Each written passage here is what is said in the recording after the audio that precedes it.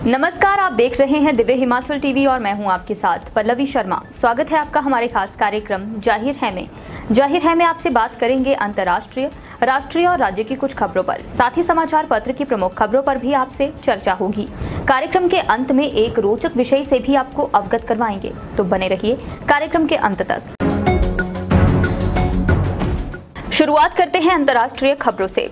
एक शक्तिशाली भूकंप के झटकों से रविवार को ताइवान की धरती कांप उठी। जानकारी के मुताबिक यहां 6.9 तीव्रता का भूकंप आया। झटके इतने तेज थे कि यहां की एक 2 मंजिला इमारत ढह गई और एक जगह पर ट्रेन की पटरी से उतर जाने की सूचना है। कनाडा के ओंटारियो में हुई गोलीबारी में घायल हुए भारतीय छात्र की शनिवार को मौत हो गई। इसके अलावा इस घटना में एक पुलिसकर्मी समेत 2 अन्य लोगों की भी जान चली गई। तालिबान अगले 3 महीनों के भीतर टिकटॉक और पबजी एप्लीकेशंस पर प्रतिबंध लगाने जा रहा है। मीडिया रिपोर्ट्स के मुताबिक तालिबान के नेतृत्व वाले दूरसंचार विभाग ने ये ऐलान किया है। और अब बात करते हैं राष्ट्रीय खबरों की। सुप्रीम कोर्ट ने आज 1989 में हुए कश्मीरी पंडितों के नरसंहार की एसआईटी से जांच कराने की मांग वाली याचिका पर सुनवाई से इनकार कर दिया। यह याचिका नरसंहार में मारे गए टीकालाल टपलू के बेटे आशुतोष टपलू ने दायर की थी। सुप्रीम कोर्ट की सलाह पर उन्होंने ये याचिका वापस ले ली है। पंजाब के मोहाली स्थित चंडीगढ़ यूनिवर्सिटी के हॉस्टल में छात्राओं के नहाते हुए वीडियो बनाकर उसे वायरल करने का मामला अब तूल पकड़ता जा रहा है। पुलिस ने इस मामले में आरोपी छात्रों को गिरफ्तार कर लिया है। आरोपी खुद उसी यूनिवर्सिटी में MBA की छात्रा है। उधर यूनिवर्सिटी प्रशासन ने भी हॉस्टल की वार्डन को हटा दिया है। यूनिवर्सिटी 6 दिन के लिए बंद कर दी गई है। महाराष्ट्र की मुंबई पुलिस ने जावेरी बाजार में बम की झूठी धमकी देने वाले एक व्यक्ति को गिरफ्तार किया है। आरोपी दिनेश सुतार को आज कोर्ट में पेश किया जाएगा। और अब बात करते हैं राज्य की खबरों की।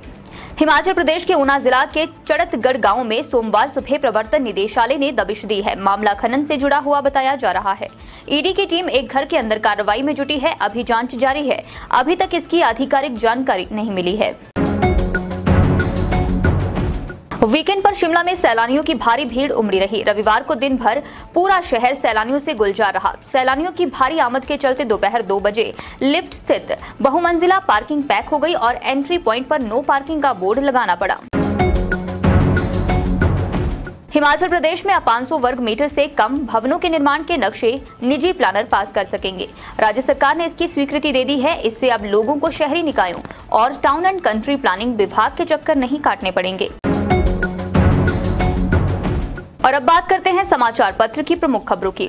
प्रदेश की दूसरी राजधानी में शुरू हुई राज्य पर्यटन मंत्रियों की राष्ट्रीय सम्मेलन में शामिल होने के लिए धर्मशाला पहुंचे मुख्यमंत्री जयराम ठाकुर ने कहा, सम्मेलन में देश भर के विभिन्न राज्यों में पर्यटन विकास को लेकर चर्चा होगी। प्रदेश हाईकोर्ट ने मेडिकल आधार पर पुलिस कांस्टेबल की भर्ती से बाहर किए दर्जनों अभ्यर्थियों को अंतरिम राहत प्रदान की है। कोर्ट ने IGMC के MS को आदेश दिए हैं, वह संबंधित विशेषज्ञों का मेडिकल बोर्ड गठित करें। मेडिकल बोर्ड में उन विषयों के विशेषज्ञ चिकित्सकों को रखने के आदेश दिए जिनके आधार पर प्रार्थी को भर्ती से बाहर कर दिया गया है। स्टेट बैंक ऑफ इंडिया के ग्राहकों के लिए राहत की खबर सामने आई है। दरअसल बैंक ने मोबाइल फंड ट्रांसफर पर SMS शुल्क माफ कर दिया है। और अब बात करते हैं संपादकीय पृष्ठ की। नाचन कांग्रेस के भीतर वरिष्ठता और धृष्टता के बीच कोई नया संघर्ष तो शुरू हो रहा है।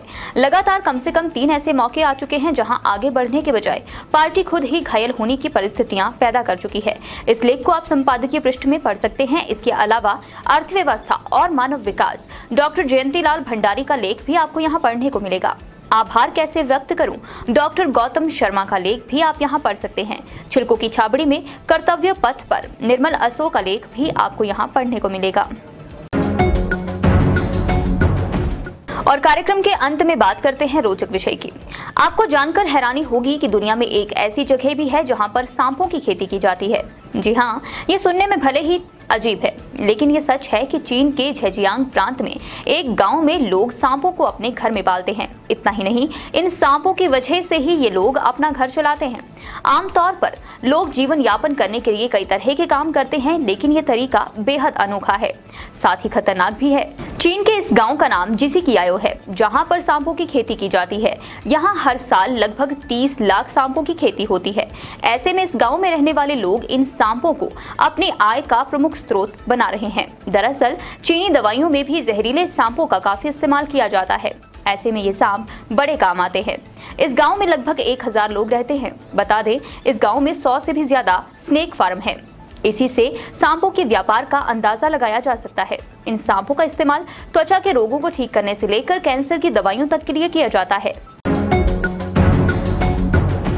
जाहिर है कार्यक्रम में बस इतना ही। देखते रहिए दिव्य हिमाचल टीवी।